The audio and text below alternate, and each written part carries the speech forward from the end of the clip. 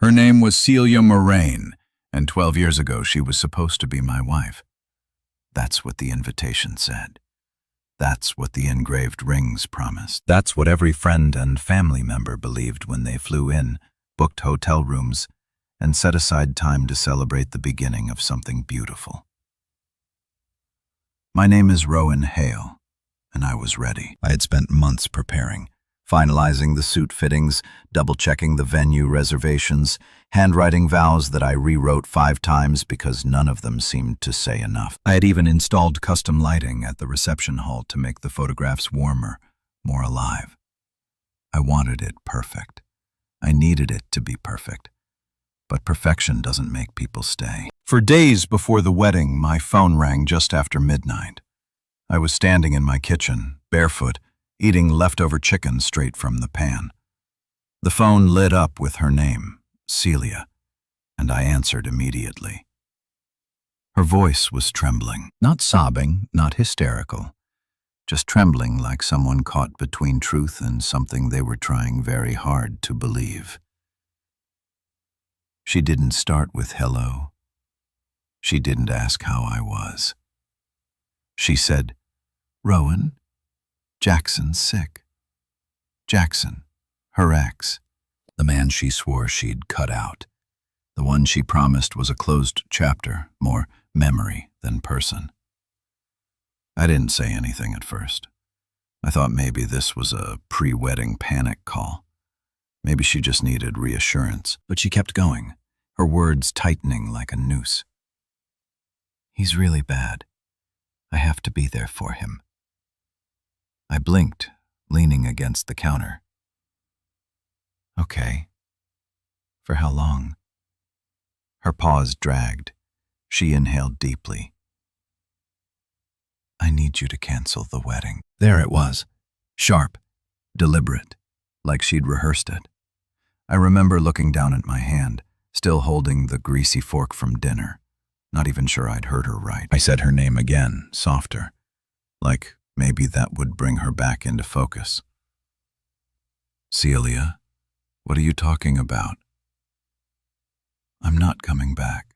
Rowan, I have to be there, and if you can't accept that, then maybe we shouldn't be together at all." I waited for the part where she would backtrack, the part where she'd say it was just temporary, that she was confused, that she didn't mean it. But that part never came. "If you don't obey, then stay alone.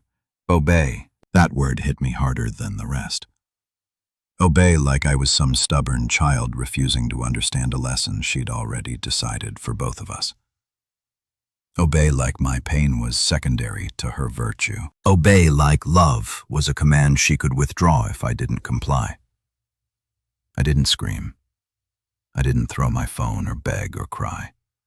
I didn't ask what Jackson had or why it had to be her. Instead, I stood in silence, listening to her breathe on the other end of the line, like maybe part of her knew what she was doing and didn't have the guts to say it out loud.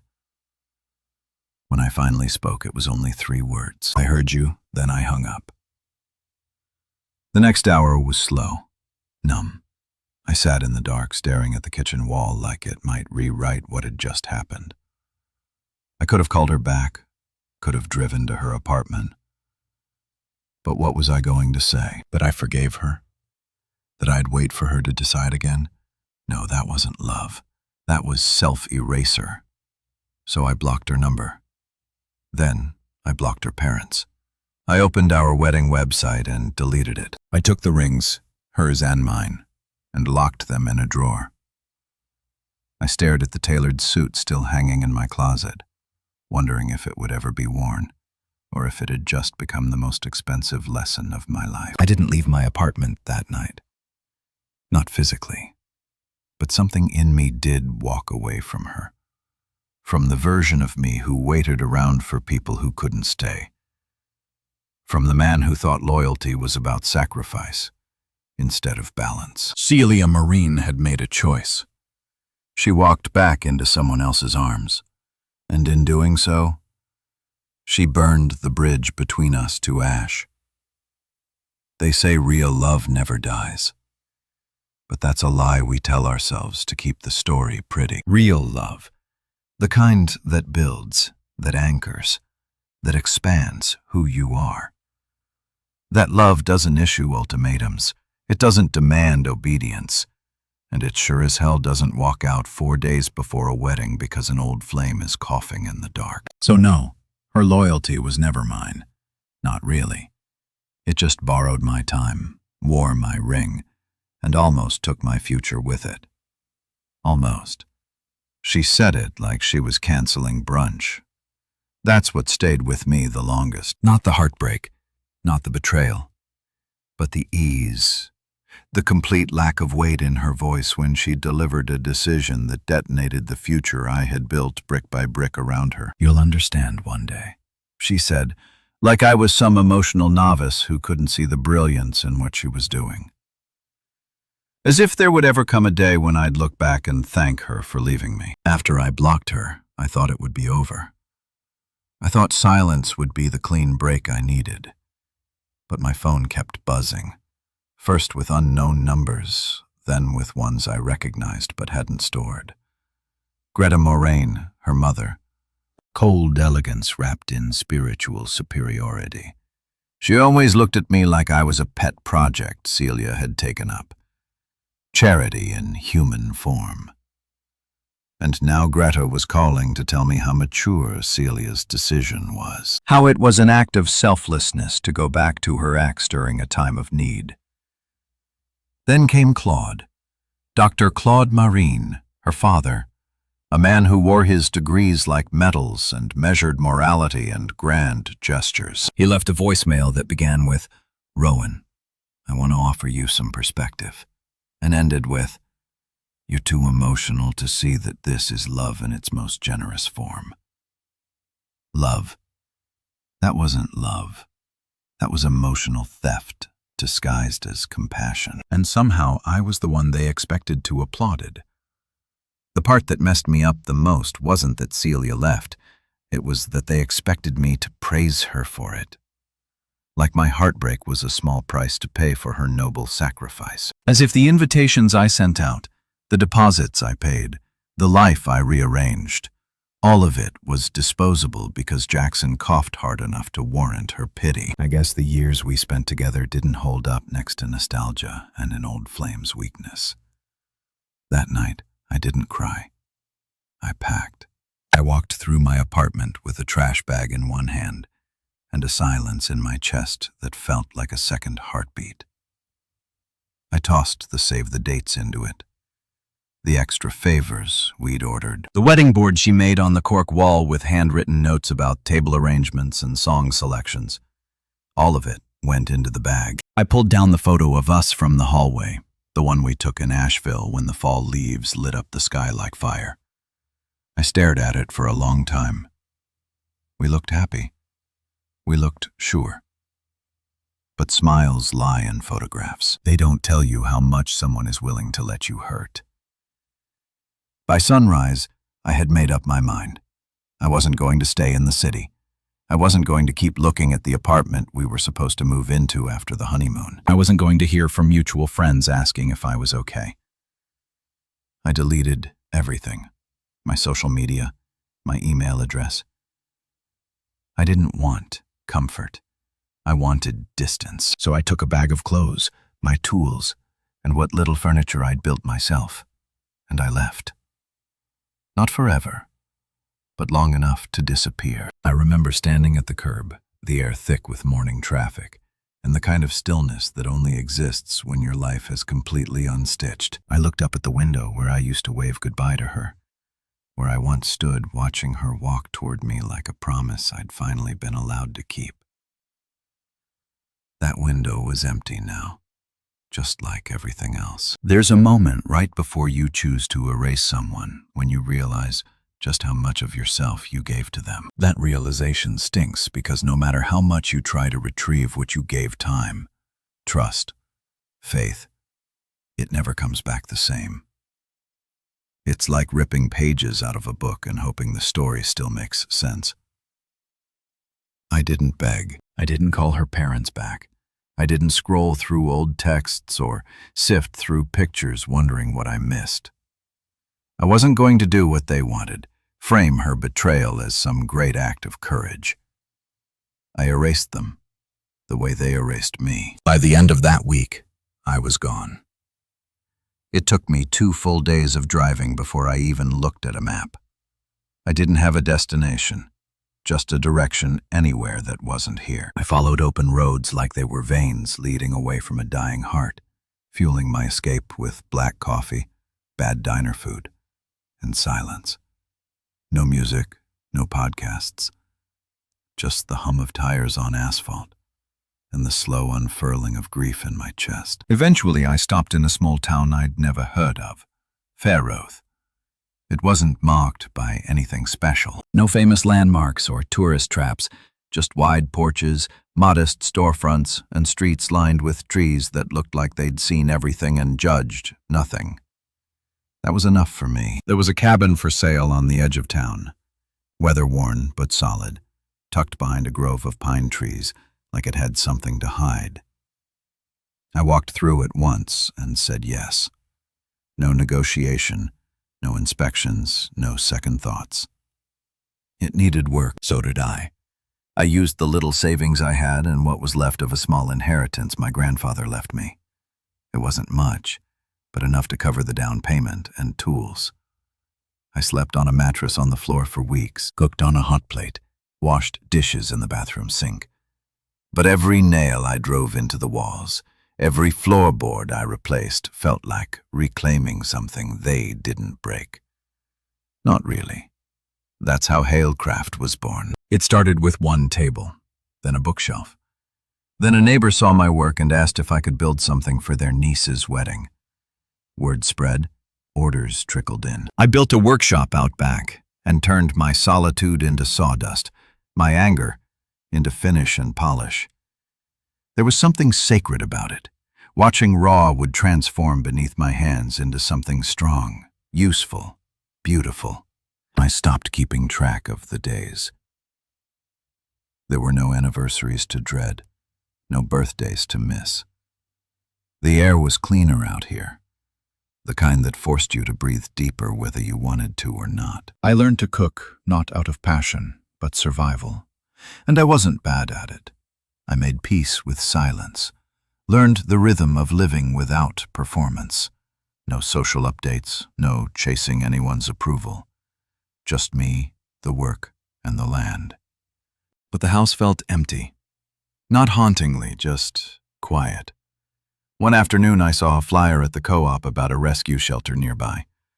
I wasn't looking for anything. I was picking up paint, but something made me drive out there. A volunteer led me down the rows of kennels, and that's when I saw him.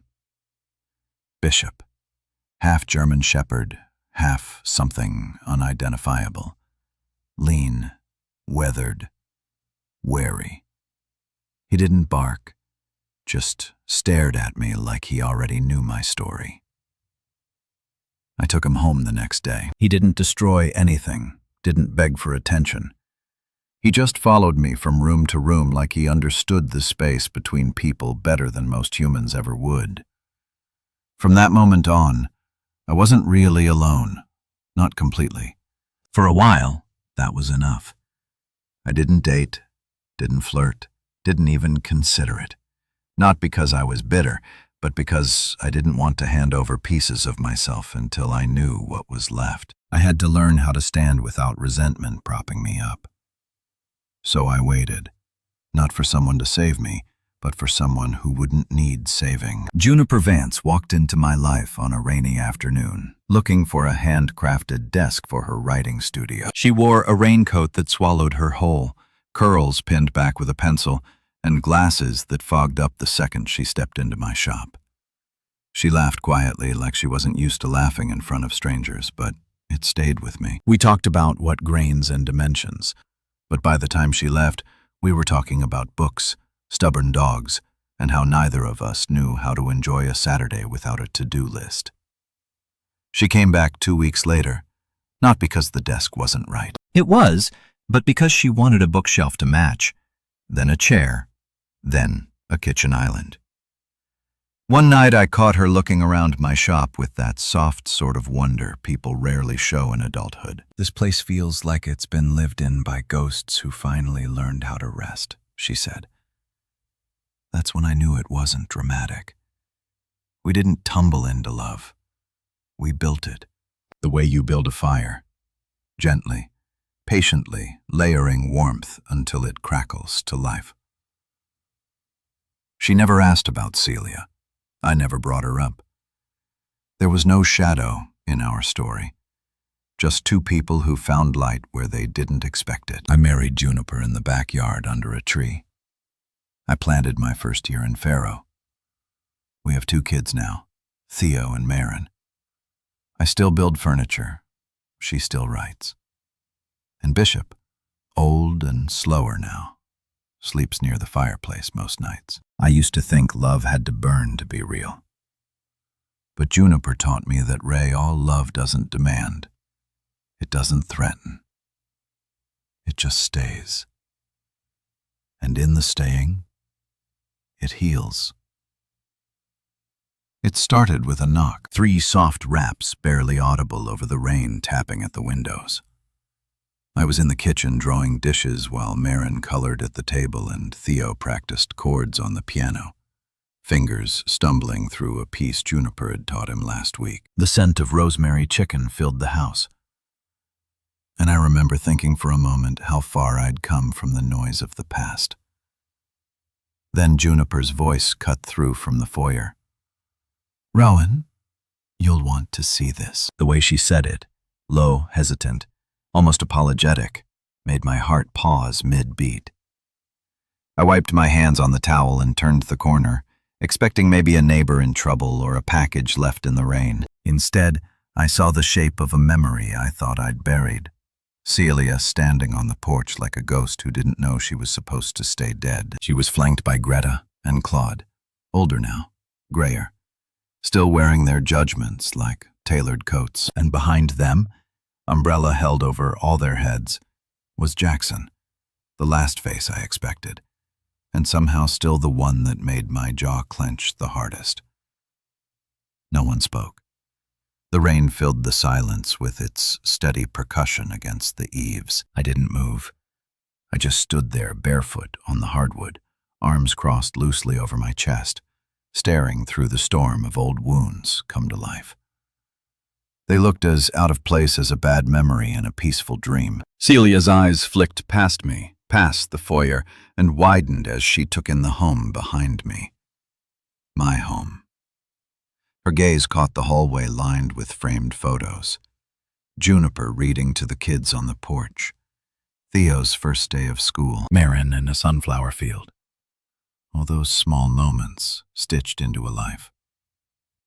Then it moved to the living room, where Halecraft pieces stood like quiet trophies. Tables, bookshelves, chairs. Every inch of the place touched by my hands, by the life I rebuilt from splinters. Greta blinked as if she couldn't reconcile what she was seeing with the man she thought I was. Claude shifted uncomfortably. I was landing on the grand piano beside the fireplace, the same one he once told me was too lofty for a man like you. They weren't just surprised to see me. They were stunned to see who I'd become. And I didn't say a single word. Theo appeared beside me, holding a model airplane, face scrunched in confusion. "Dad, who are they?" I rested a hand gently on his shoulder. "No one important, son." That landed like a brick. Celia flinched. Jackson looked away. Greta bristled. Claude coughed, that signature throat clear he used when discomfort needed covering. But Juniper, she stepped forward, not with hostility, but with that calm steadiness that had always grounded me. She stood beside me close enough that our shoulders brushed and didn't say a word. She didn't need to. Her presence was enough. It always was, Rowan. Celia finally said, her voice barely carrying over the rain. "I didn't mean to just show up like this. Yet here you are. She took a shaky breath. "I needed to see you." "Why?" I asked, my tone quiet but sharp. After 12 years, what exactly did you think you'd find? Her mouth opened, but she didn't answer. Greta stepped in like a handler. We didn't come to cause a scene. We just found my address. I cut in, which none of you should have. Claude took a step forward, clearly ready to deliver some monologue filled with guilt-wrapped intentions. But I wasn't in the mood for redemption theater. I raised a hand slightly, palm out. Don't. Just don't. Behind me, I could feel my children watching. This wasn't just about me anymore. This wasn't a private heartbreak being re-examined. This was my life. My family. My home. They were standing in it, uninvited, unannounced, acting like they had some moral right to be here. We didn't know you'd... Sally motioned vaguely toward the house. Done all this? You mean lived? She dropped her gaze. Jackson shifted his weight, clearly uncomfortable, but not enough to leave. You all said I couldn't survive without her.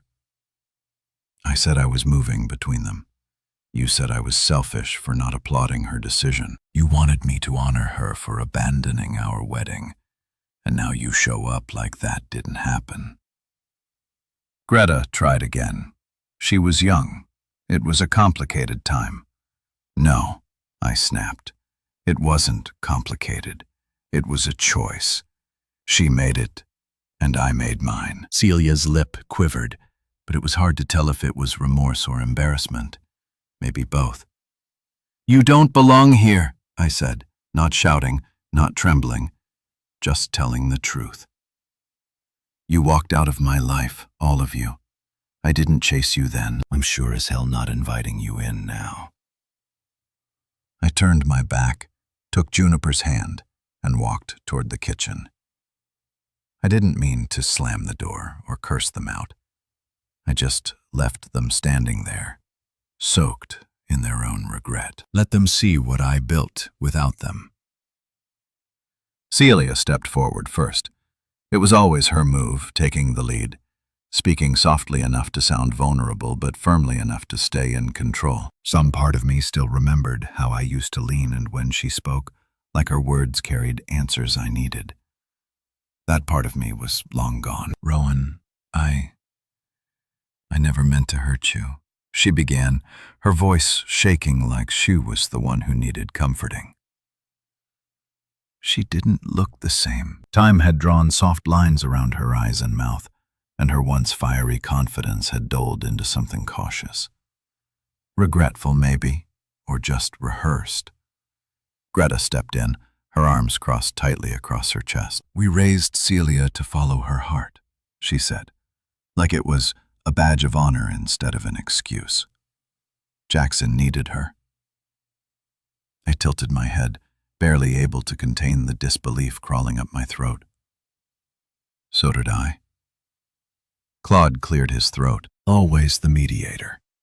Always the one who tried to lace manipulation and politeness. We've fallen on hard times, he said. Jackson's business collapsed. Celia is divorced now, and we thought maybe we could talk. I almost laughed. Talk, as if that word hadn't died between us 12 years ago. As if conversation could rebuild the bridge they lit on fire and danced around. Talk about what? I asked, arms still folded. My voice was steady, but I could feel the pulse in my jaw. I had nothing to prove, but something in me wanted them to hear every beat of what they'd missed. Celia looked up, smiling nervously. Us, she said, like it was obvious. Maybe we were always meant to circle back. You've done well. You've built a life. Maybe we could it. I didn't let her finish. You mean come back into the life you threw away? The words landed heavy. She blinked fast like the weight of them stung. Good. I was 22, Rowan, she said, her voice cracking. I didn't know what I was doing. You knew enough to leave, I replied. Greta stepped in, indignant now. You make it sound like she did something unforgivable. She did, I said, and you helped her do it. I could feel Juniper standing just behind me. She hadn't spoken, hadn't moved from the archway where she stood with her hand resting lightly against the wall. That was her way, presence without pressure. She trusted me to handle this, trusted me to protect the life we built. Claude sighed. You've made a wonderful home here, Rowan. We can all see that. It's just Celia thought. Celia thought I'd still be here, I said, cutting him off, waiting alone, maybe broken enough to be grateful if she ever wandered back. Celia swallowed hard. That's not fair. No, I said. What wasn't fair was you giving me an ultimatum 4 days before our wedding. What wasn't fair was expecting me to cancel everything while you ran off to hold another man's hand. What wasn't fair was telling me to stay alone if I didn't support it, and meaning it. She looked like she might cry, but the tears didn't come. Maybe they weren't real enough. Maybe they were, and she'd just forgotten how to use them on me. You were always so sure of things, she whispered. Even when I wasn't wrong, I said. I wasn't sure of things. I was sure of you, and that was my mistake. For a moment the room fell quiet. Even the rain outside seemed to pause, giving space for whatever silence needed to sit between us. Then Theo's voice floated in from the other room, calling for Juniper. It grounded me again, reminded me what mattered and what didn't. You don't get to come back now and try to reclaim something you destroyed. I said, this isn't a movie. There's no dramatic reunion here. You don't get to walk in, see the life I built, and decide you want a piece of it. We're not trying to take anything, Claude said, but even he sounded unsure. I met Celia's eyes one more time. I'm not angry anymore. That's what you don't understand. I don't hate you. I just don't need you. She stared at me speechless, and I meant it. Every word. The bitterness had burned off long ago. What remained was something stronger, something peaceful. She had taken my past, but she had no place in my present, and certainly no claim to my future. Jackson hadn't spoken, not yet, but I saw him shifting behind them, jaw clenched, arms crossed like he'd swallowed more pride than he could handle. I didn't care. Not about his downfall, his struggles, his pain. That man stole my wedding day and still had the nerve to look bored in my hallway. I turned to Juniper then, offering her a faint smile. She nodded back, silent approval in her eyes. I faced them all one last time. This conversation is over. Juniper didn't say a word as she stepped beside me. She didn't need to. Her presence, solid, calm, was louder than anything Celia or her family had said since showing up. Her hand slid into mine, fingers threading through the calluses, grounding me. Our kids stood in the hallway, barely hidden behind the corner wall. Marin's curls poked out as she peeked around wide-eyed. Theo held her hand protectively. He was too young to understand the history standing at our front door, but old enough to know this wasn't just a normal visit. "Who are they, Dad?" he asked, his voice cautious but steady. I looked down at him, then back at the people who once taught me how cruel indifference could be. "No one important," I said. That hit like a knife.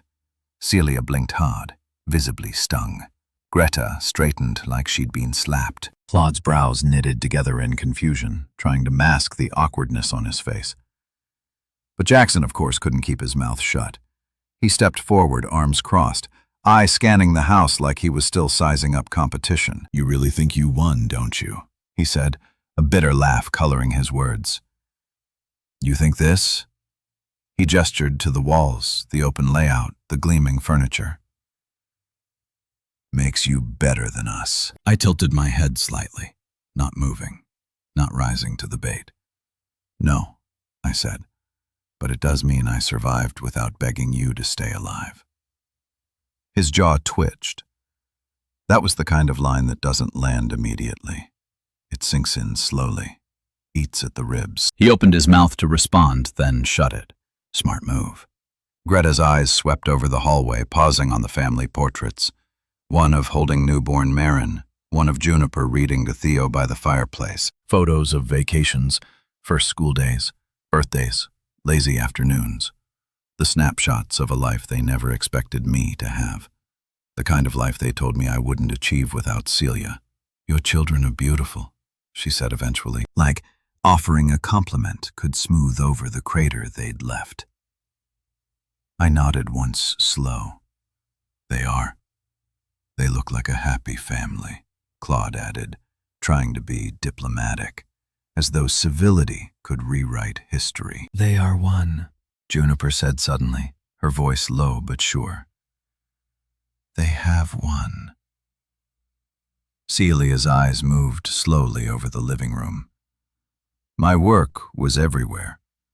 Handcrafted tables, custom shelving, the rocking chair I built for Marin the week she was born, the signature Halecraft stamp etched into each piece. She reached out like she might touch one of the side tables, but thought better of it. Her hand hovered, then fell. "You really moved on," she whispered as if she still didn't believe it, even while standing in the evidence. "I had to," I said.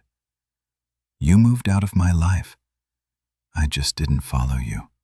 That silence again, the heavy one, the kind that fills a room when there's nothing left to say but the truth. For a moment, no one spoke. Just the ticking of the old clock above the mantel. Just the kids' soft footsteps behind us as they retreated to their rooms. Then, of all people, Jackson spoke again. "You act like you're better than us, like you've never made mistakes." I didn't move, didn't blink, just locked eyes with him. Of course I made mistakes. I trusted the wrong people. That was my biggest one. He took a step back, jaw tight, clearly realizing he wouldn't win this version of the game. Not here. Not in my house. Celia looked down, her voice faint. "I never thought you'd really be happy without me. That might have hurt once. It didn't now. You weren't the happiness. I said you were the lesson." Her face crumpled like she wasn't sure whether to cry or scream, but I wasn't offering either option. She opened her mouth to speak, maybe to defend herself, maybe to plead, but I raised a hand gently. "No, you can lift our wedding for a man who isn't even in your life anymore." "He lied," she whispered, eyes flicking toward Jackson, then away, about being sick. "He manipulated me." I nodded once. "And you chose him anyway." Juniper stepped closer. She didn't interrupt. She didn't need to. Her presence said everything. She was the quiet that came after the storm, the peace I didn't know I was allowed to have. Celia looked at her, really looked. For a second I thought she might say thank you, but she didn't. She looked down again. "I don't hate you, Celia," I said quietly. "I just don't see you the same, and that's the difference between now and then. You thought you could walk back in and press resume, but this life," I gestured around, "it's already playing and you're not in it."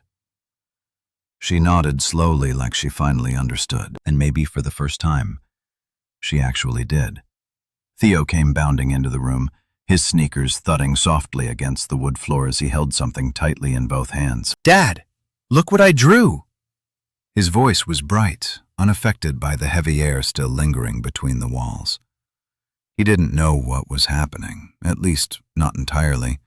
But kids have an uncanny sense for tension. They know when a storm's passed, even if they don't feel the thunder. I knelt to meet him as he held out the sheet of paper, the edges wrinkled and the crayon lines bold and proud. "It's our house," he said, pointing.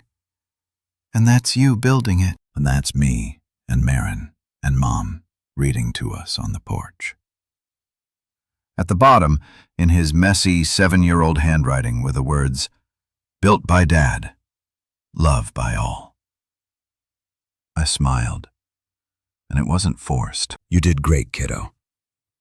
Theo beamed, then glanced over my shoulder at the unfamiliar faces still standing awkwardly near the door.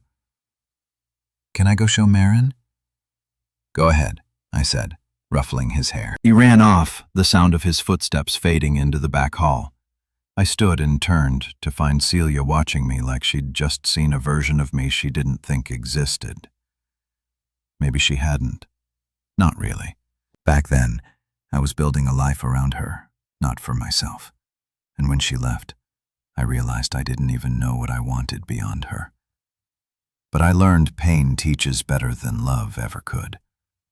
Celia's eyes brimmed with tears. He's beautiful. He's mine, I said simply. She blinked, letting one tear escape down her cheek. I never thought you'd really be happy without me. I didn't soften. You weren't the happiness, Celia. You were the lesson. Her lip trembled. She took a small step forward, but stopped herself. Do you know what it's like to wake up and realize you bet your entire future on a lie? Jackson told me he had cancer, stage 4. He cried on my lap, begged me not to let him die alone, said you'd be fine, that you were strong. I believed him. You also loved him, I replied. That's what you don't want to admit. You didn't just go out of pity. You went because you wanted to. You wanted him more than you wanted us. She didn't argue, and I knew why. Because even if Jackson had lied, the truth was that she ran. The reason didn't matter. She chose him over me, over what we'd built, over the promises, over the future. I shook my head, the weight of the moment pressing down harder than expected. You know what stings the most? It's not that you left. It's that you made it feel like I should be grateful you even told me. She opened her mouth to respond, but I kept going. I was supposed to marry you, and instead, I was humiliated, alone, blocked from the life I'd built around you. Told I needed to obey and understand, as if loyalty was some luxury I didn't earn. I was young, she whispered. I was scared. So was I said. Difference is, I didn't run.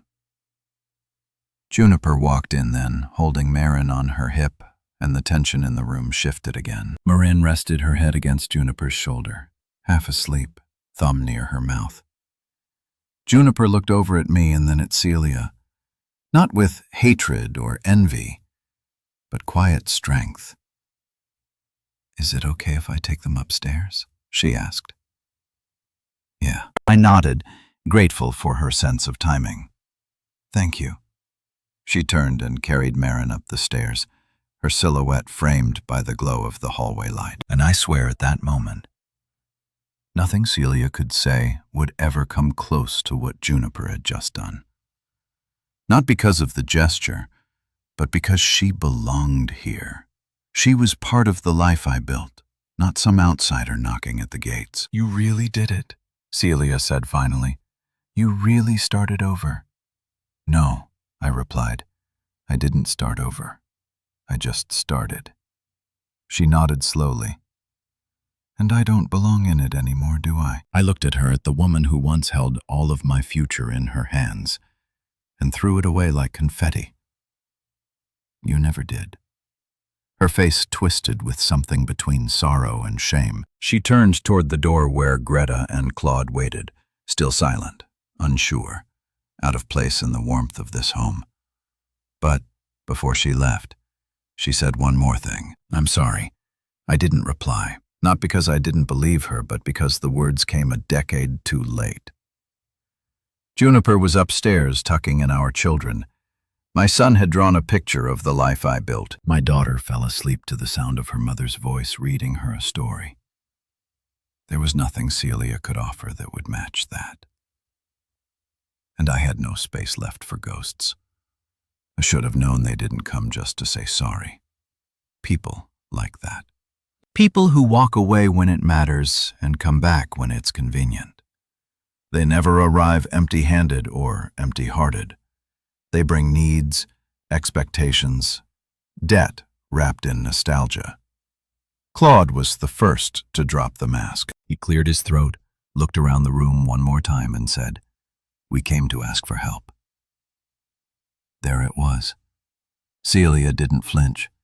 Greta turned her head as if she were embarrassed but not surprised. Jackson's arms stayed crossed, his mouth twitching like he'd rather be anywhere else than here.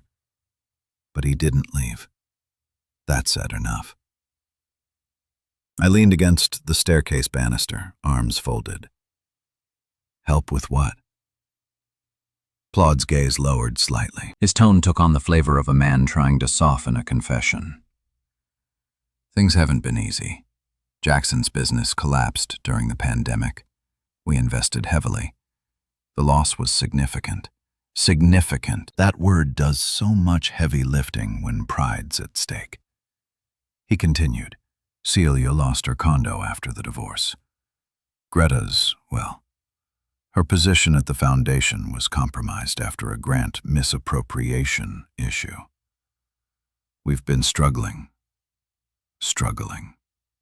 The same family that once looked down their nose at me, called my career quaint, and told me I wasn't stable enough for Celia, was now standing in my home, where every plank and nail had been placed by my own two hands, telling me they needed help. I raised an eyebrow. You came to ask for my money. Greta's head snapped up. It's not like that then. What's it like? Celia stepped forward again. It's not just about money, Rowan. It's also maybe a second chance, a connection. We've all made mistakes. Juniper appeared in the doorway, then, arms crossed, her expression unreadable. But her eyes, those sharp, intuitive eyes, were locked on Celia. She didn't interrupt. She didn't need to. Her silence was a shield around our home. Connection. I repeated, my voice low. After 12 years of silence, you suddenly want a connection. Celia looked at Juniper, and for the first time since she walked through the door, her confidence cracked. Juniper had that effect on people. She didn't command rooms. She commanded truth just by standing still. You came here, I continued, not because you missed me, not because you regretted what you did. You came here because everything you thought you'd have fell apart. And I didn't. Claude took a step closer. You're successful, Rowan, it's obvious. And despite everything, we're still family in a way. I laughed, just once. Sharp family. You cut me off the moment I stopped serving your story. You all told yourselves a lie about Celia's noble decision and shoved me into the role of selfish villain. And now that I've made something of myself, you want to rewrite history and call it kinship. Greta shook her head quickly. We're not asking for much. Just Juniper stepped forward. Her voice was quiet, controlled, but it carried through the room like thunder. You want help? She said, eye scanning each of them. Apologize first. Silence. Not one of them spoke. Not even Jackson, who now looked like he was ready to slip out the door and pretend this never happened. No apologies. No acknowledgement. Just a wall of silence thicker than the one they gave me 12 years ago. Juniper turns to me. You don't owe them anything, Rowan. Not your peace, not your forgiveness, certainly not your money. I looked at Celia waiting. Still, nothing. You can't even say you're sorry, I said. The words flat now. You showed up here hoping I'd still be the version of me you left. Quiet, uncertain, desperate to be chosen. But that man is long gone. Claude opened his mouth again, but I stopped him with a raised hand. I don't need the details of your misfortunes, I said. I've lived mine. I buried the man you left behind. I grieved him, and then I built this. I motioned to the house, to Juniper, to the life still breathing behind every door in this home. You didn't come here to reconnect, I added. You came to collect, and I'm not your inheritance. Greta's voice broke the silence, brittle and uneven. We thought maybe you'd be the kind of man who forgives. I am, I said, but forgiveness isn't the same as access. I forgave you all years ago. That's why I'm not bitter. That's why I could move on, but that doesn't mean you get to walk through my door and ask for pieces of what I've built without ever acknowledging what you broke. They stared at me, stunned into silence, standing in the warmth of a home they had no part in creating, and I stood there solid in the truth I had earned. This time, they would leave empty-handed. The door had never felt heavier in my hand. Maybe it was the weight of 12 years pressing down, or maybe it was just the realization that I was the one holding the exit open for the people who once told me I didn't belong in their version of the future. Either way, I stood there at the threshold, fingers resting against the wood as Celia and her entourage hovered just shy of the porch steps. They weren't moving, not quickly, not eagerly, like they were waiting for something else. Some miracle, some mercy, some last-minute reversal where I'd sigh and say, fine, come in. Let's pretend none of this happened. But I wasn't built for pretending anymore. You thought I'd still be waiting for you, I said, my voice quiet, almost conversational, like a placeholder. Like my life would freeze until you decided to thaw it. Celia winced, but she didn't interrupt. Greta, standing beside her, twisted the strap of her handbag, clearly unused to discomfort that wasn't dressed up in charity galas and subtle manipulation. Claude kept a hand on her shoulder, his own gaze drifting past me into the home they thought I didn't deserve. But I didn't wait. I continued. I built. I healed. I moved on. That was the truth in its purest form. I didn't just move away from them. I didn't just cut contact. I remade myself. Not despite them, not to show them, but because I had to. Because I couldn't carry their absence forever. At some point, you stop waiting at a door that never opens. You build your own house. Celia's lip trembled, but she didn't speak. I could see it in her eyes, though. The words rising and falling, searching for purchase. But the time for words had passed. Words are easy. It's the showing up that matters. And showing up now after 12 years of silence wasn't noble. It was desperate. So that's it. She finally asked her voice. After everything, that's it. I studied her for a moment. The girl I had loved, bright-eyed, reckless, full of fire, was gone. What stood before me was a woman shaped by her choices, and while I didn't hate her, I no longer felt bound to the story we almost wrote. That was 12 years ago, I said. Her shoulders dropped, the finality of my words folding over her like a weighted blanket.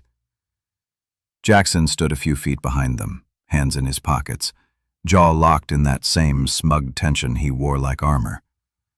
But even he looked defeated now. He hadn't said a word since Juniper spoke.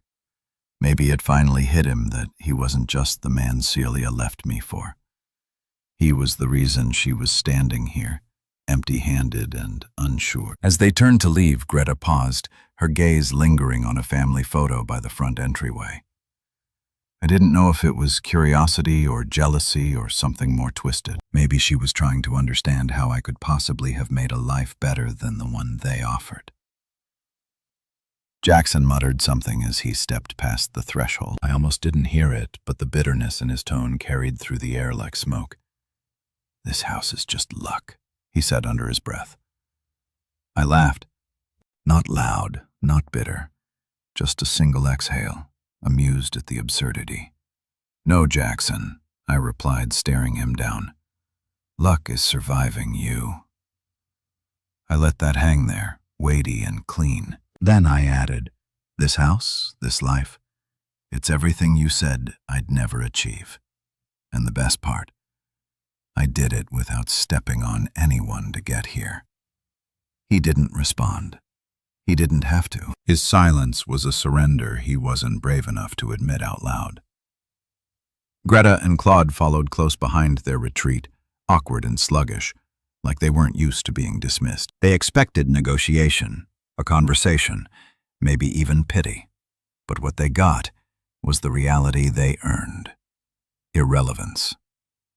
Celia was the last to step off the porch. She looked back once like she was waiting for a crack in my face, a softening, a second thought. But there was none. I had already said goodbye. The first time she left, this was just the punctuation. I shut the door and it didn't feel like a slam. It felt like closure. I stood there for a moment, hands still on the knob, heart steady. The hallway behind me was warm, filled with the faint sound of my daughter laughing in the distance. Juniper's soft footsteps coming down the stairs. The scent of cinnamon and pine still hanging in the air from the candles she lit earlier. It was over. The ghosts had come. They saw and they left. Not because they wanted to, but because they had no place here anymore. I turned away from the door, walked toward my family, and didn't look back. Later that night, after the dishes were done and the kids were asleep, Juniper and I sat on the front porch in the quiet we'd earned. The rain had passed, leaving the air crisp and fragrant, like the sky itself had been scrubbed clean. The wood beneath our feet was cool, still slightly damp, and Bishop lay curled beside my chair, his old frame rising and falling with the slow rhythm of deep sleep. Juniper handed me a mug of tea and sat beside me without a word. That was her way. She never pressed. She waited until I wanted to speak, and when I did, she listened like my voice was the only one in the world. "You okay?" she asked softly, not looking at me, but out toward the lawn where fireflies blinked lazily in the dark. I took a sip, let the warmth of the mug settle between my palms. Better than okay. It surprised me how much I'm in it. There were no tremors in my hands, no lingering anger in my chest, no ache in the back of my throat from words left unsaid. For years I thought closure would come with confrontation, some grand moment of reckoning where I'd finally get the apology I deserved. But it hadn't. And yet, I felt lighter than I ever had. "They really thought they could walk back in," I said, shaking my head. She glanced at me now, her expression unreadable but calm. Ghosts always do. They don't knock because they think they still have a key. I smiled faintly at that. Not anymore. From inside the house, faint laughter trickled out. Theo was whispering to Marin, probably making her giggle when she was supposed to be sleeping. Their joy was unrushed, honest, untouched by the bitterness that once defined my world. And it struck me, not for the first time, how lucky I was. Not because of fate, but because I didn't stop walking when the road turned cold. "Do you ever regret it?" I asked, surprising myself with the question. "Coming here. This life, us." She turned fully now, her face soft and the amber glow spilling from the porch light. "No," she said, "because this life, it's the one we made on purpose, not the one we settled for." I looked at her, then really looked at the woman who had stitched herself so gently into my broken places, who had never asked to be a savior, but became the reason I no longer needed one. She had walked into my shop for a desk and built a home instead. "You saved me," I said, not needing her to say it back. But she did anyway. And you let yourself be saved. That's the part no one ever talks about. We sat in silence for a while after that, watching our children's shadows dance behind their bedroom curtains, the house glowing like a heartbeat behind us. The place was more than wood and nails. It was memories carved into every corner. It was safety. It was ours. Sometimes ghosts return. Sometimes they dress up as remorse, or nostalgia, or desperation, but they only haunt if you invite them in. And I didn't. I never would. The truth is, I didn't just move on from Celia. I moved into the life I was meant for. A life where love didn't ask for sacrifices that only went one way. A life that wasn't defined by what I'd lost, but by what I dared to build. Juniper reached over and rested her hand on mine. They'll try again, you know. Maybe not soon. Maybe not ever. But people like that, they always come back when they think you're alone. I won't be, I said. Not anymore. We stayed out there until the air turned colder and the moon climbed higher. When we finally stood to head inside, Bishop groaned and stretched, then followed us up the steps like the guardian he'd always been. Inside, the house smelled like warm blankets in childhood. Toys scattered in the living room, art projects still taped crookedly on the fridge, and the low hum of the baby monitor catching Marin's even breathing. I paused at the threshold, taking it all in. This was mine. Not because I owned it, not because I paid for it or signed the deed, but because I built it with intention, day by day, nail by nail, choice by choice. And I built it with someone who never once made me question my worth. The photo frames on the wall didn't hold reminders of pain. They held victories, of mornings started together, of birthdays celebrated with messy cakes and loud songs, of moments that didn't need to be perfect to be permanent. I looked over at Juniper, already flipping through a book on the couch, her legs curled beneath her, hair falling over one shoulder. She didn't look up, but she smiled when she felt my gaze. "I'm home," I said. "You always were," she replied. And she was right. I didn't need revenge. I didn't need to be proven right. I didn't need anything from the people who walked out of my life, because what I had now, what I chose, what I nurtured, what I protected, that was enough. More than enough.